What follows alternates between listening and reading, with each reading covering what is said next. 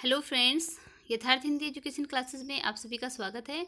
आज की क्लास में हम पढ़ेंगे हिंदी साहित्य के कुछ इंपॉर्टेंट प्रश्न जो Hindi TGT, PGT, net JRF की परीक्षा के लिए काफ़ी महत्वपूर्ण है। तो चलिए स्टार्ट करते हैं वीडियो को। पहला प्रश्न है, आज मैं अकेला हूँ, अकेला रहा नहीं जाता, जीवन मिला है यह रत्न मिला है, पंक्ति किसकी है। आपको बताना है कि यह पंक्ति किसकी है। आज मैं अकेला हूँ, अकेला रह नहीं जाता, जीवन मिला है यह रत्न मिला है, यह पंक्ति किसकी है, यह बताना है। इस पंक्ति के लिए राइट आंसर ऑप्शन ए है, त्रिलोचन। यह पंक्ति त्रिलोचन द्वारा लिखी गई है।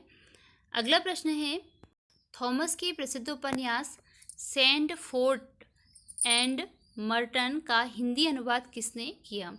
आपको बताना है कि जो थॉमस का प्रसिद्ध उपन्यास था सैंडफोर्ड एंड मर्टन, इसका हिंदी अनुवाद इनमें से किसने किया था। ऑप्शन है श्रीधर पाठक, बंसीधर, शिवपूजन सहाय या महाश्वेता देवी। इसके लिए राइट आंसर है ऑप्शन बी, बंसीधर।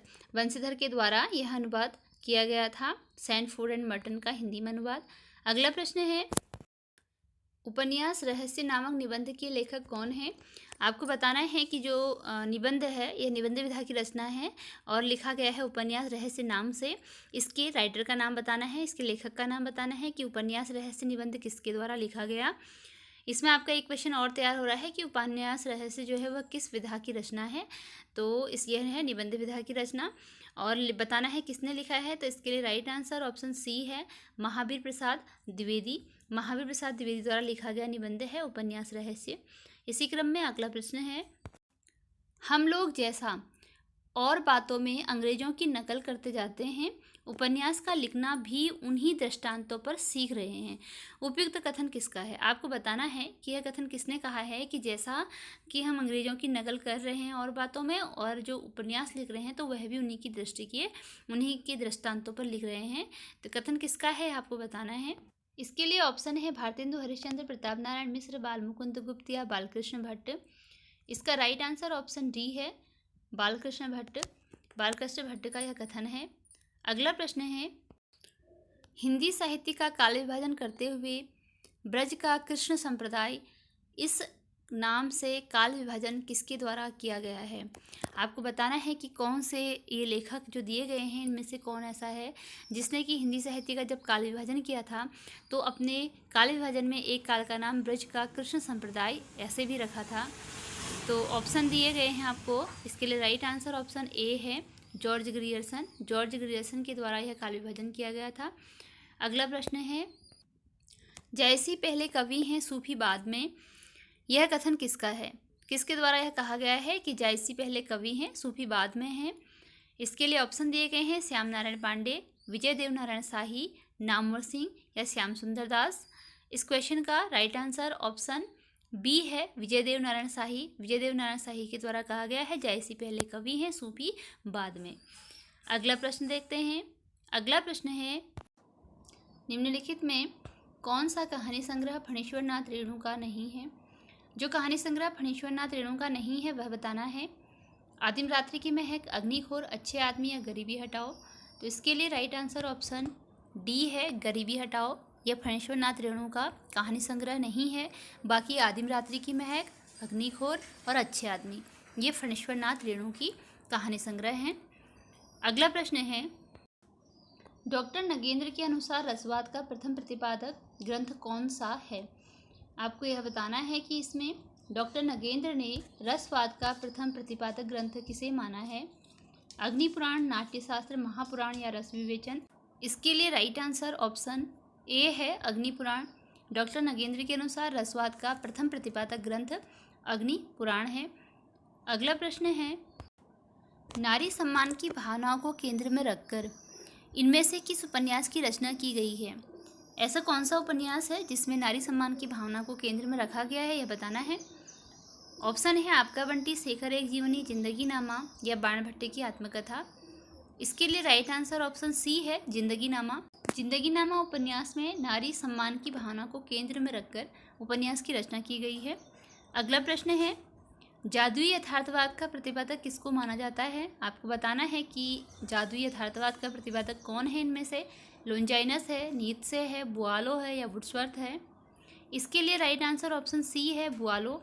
जादुई यथार्थवाद का प्रतिपादक बुआलो को माना जाता है।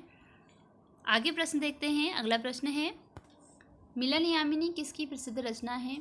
आपको बताना है कि जो रचना मिलन यामिनी है वह इनमें से किसकी प्रसिद्ध रचना है? हरिवंश राय बच्चन, गया प्रसाद शुक्ल स्नेही, रामधारी सिंह दिनकर या धर्मवीर भारती।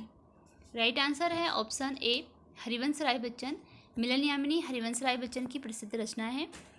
इसी क्रम में अगला प्रश्न है, धरती धन न अपना उपन्यास में किस गांव की कथा का वर्णन है? आपको बताना है कि जो उपन्यास है धरती धन न अपना, इसमें किस गांव की कथा का वर्णन है?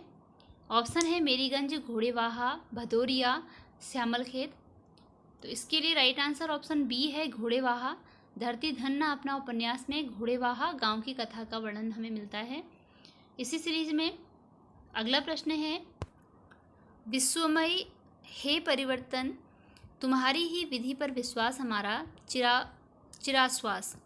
उपयुक्त पंक्तियों की रचनाकार कौन है? पंक्ति है, विश्वमय हे परिवर्तन, तुम्हारी ही विधि पर विश्वास हमारा चिराविश्वास। उपयुक्त पंक्तियों के रचनाकार बताने हैं, कौन है? दिनकर है, निराला है, अज्ञेय या Muktibodh. Right answer option C है, अज्ञेय। इन पंक्तियों की रचना अज्ञेय ने की है।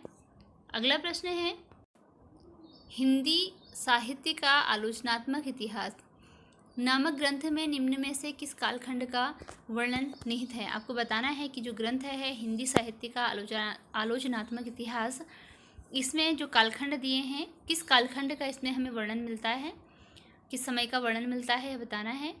इसके लिए राइट आंसर ऑप्शन डी है, संवत 750 से 1700 तक का इसमें जो समय है उसका हमको वर्णन मिलता है हिंदी साहित्य के आलोचनात्मक इतिहास नामक ग्रंथ में। इसी क्रम में अगला प्रश्न है, परिंदे कहानी की नायिका लतिका निम्न में से किस पद पर कार्यरत थी? आपको बताना है कि जो परिंदे कहानी की नायिका लतिका थी वह किस पद पर कार्यरत थी? वह छात्रावास की वार्डन थी, स्कूल की शिक्षिका, अंग्रेजी की शिक्षिका, स्कूल की व्यवस्थापिका। तो इसके लिए राइट आंसर ऑप्शन ए है, छात्रावास की वार्डन। जो परिंदे कहानी की नायिका लतिका थी वह छात्रावास की वार्डन थी।